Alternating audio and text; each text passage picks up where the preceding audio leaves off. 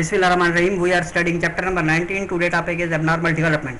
Sometimes under unfavorable conditions, some part of the body show the abnormal development. Tetralogy is the branch of biology which deals with these abnormal developments and causes for such developments. Anything which interfere with the normal process of development is the factor causing abnormalities.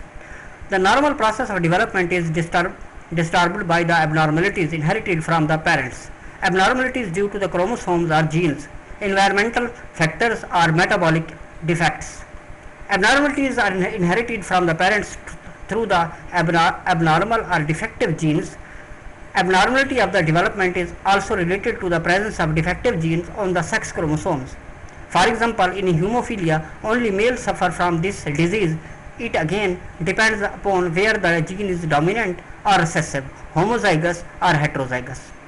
Chromosomal abnormalities result when one of the sex chromosomes X or Y is missing or extra, and these abnormalities lead to the syndrome. Klinefelter syndrome XXY is example of trisomy of sex chromosomes, while Turner syndrome X naught is the condition in which one of X sex chromosome is missing.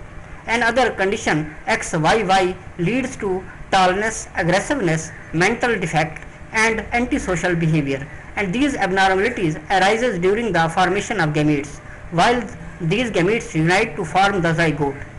Environmental factors causing or contributing to the abnormal developments are grouped together as a tetrogens.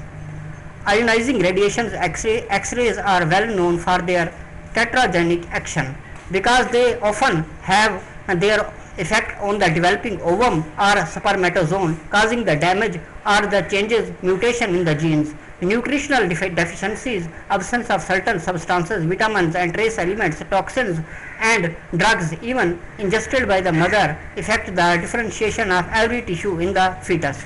If such deficiency is high, cell may cause the death of fetus. Metabolic defects leads to the structural deviation from the normal.